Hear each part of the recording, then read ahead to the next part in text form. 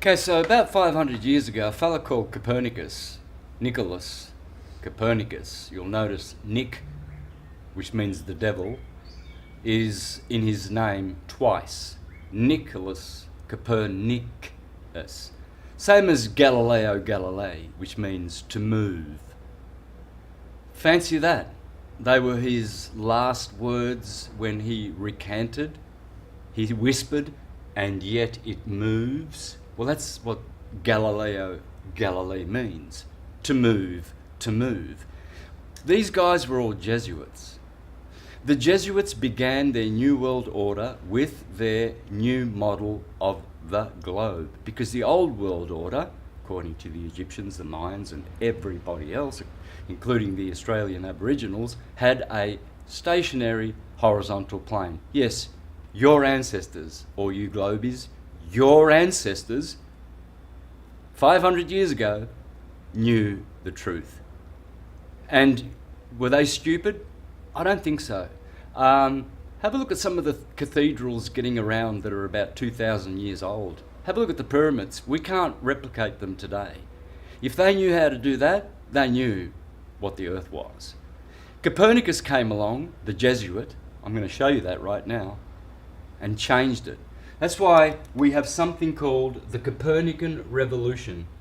Please go to Wikipedia and put in the Copernican Revolution, because all of you astrologers who think the moon is a rock and that practice heliocentric astrology, Satanists and liars, when all your astrological programs, they're all geocentric.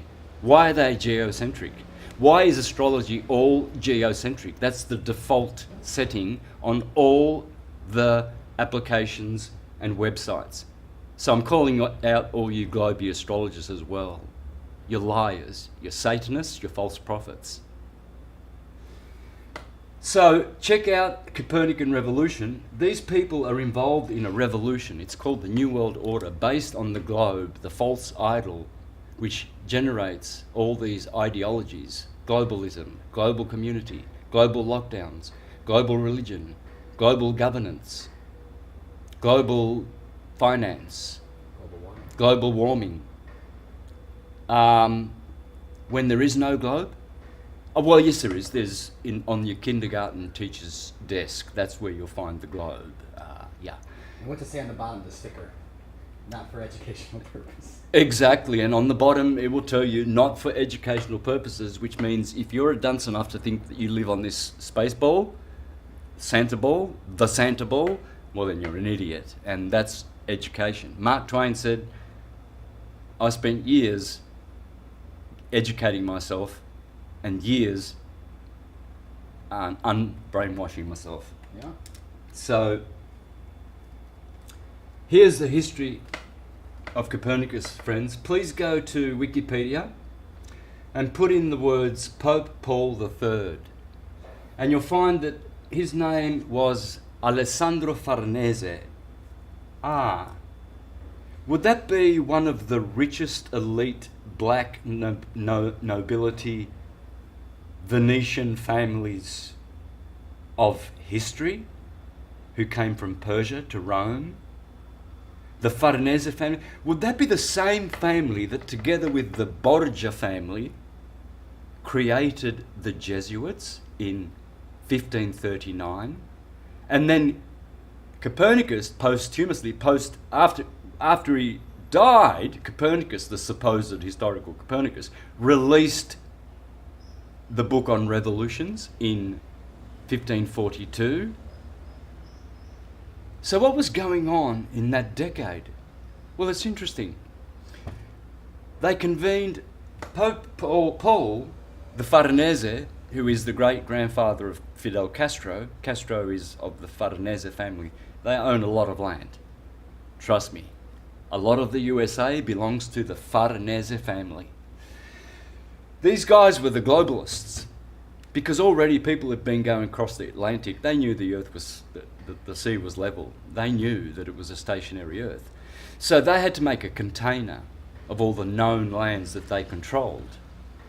And so they got their Jesuit boy Copernicus to create a theory.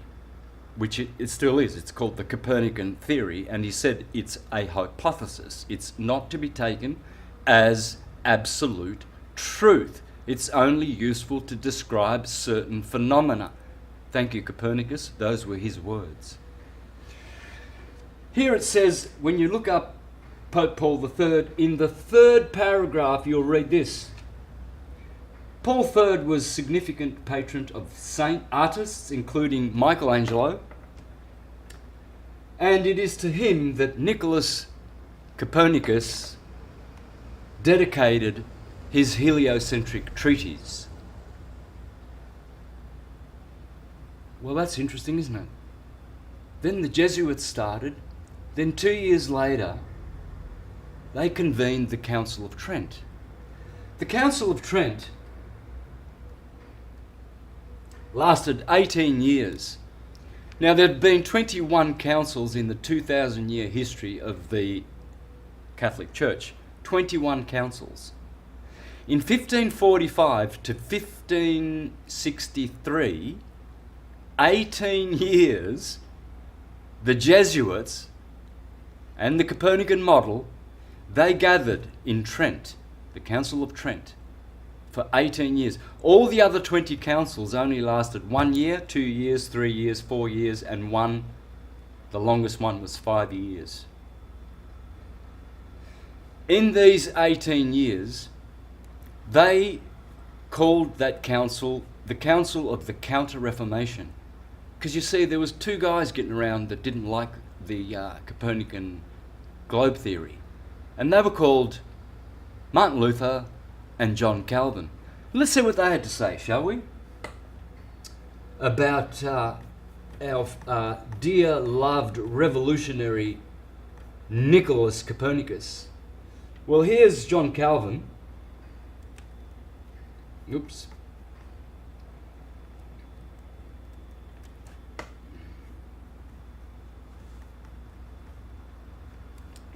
me get this smudge off here so I can read.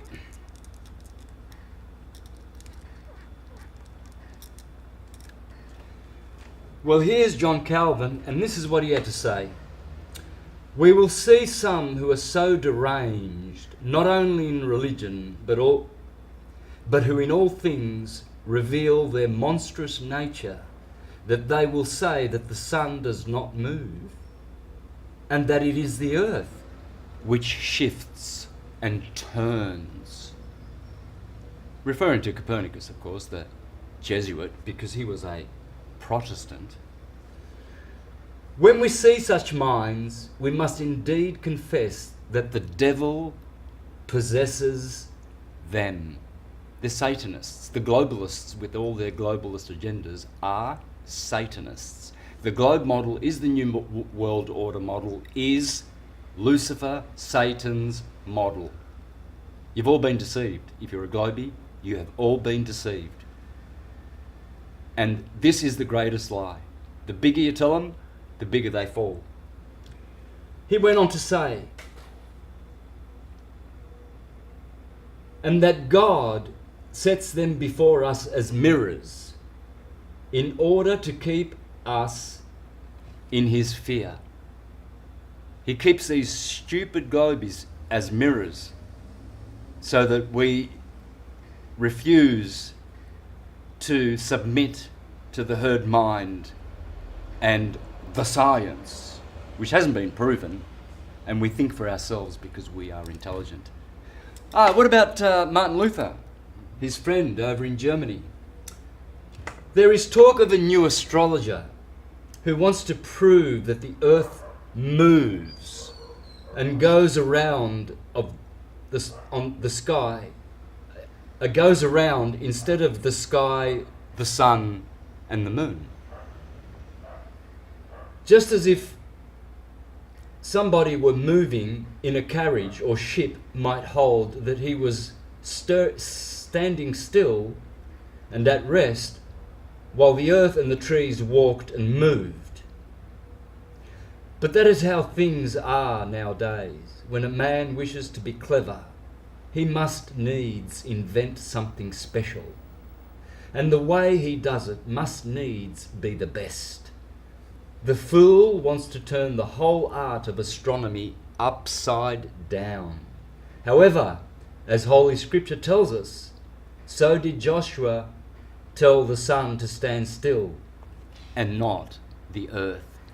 So what do you think they were doing at that council for 18 years, the Counter-Reformation, against these two guys? These two guys were going to keep the old world order intact. But guess who prevailed?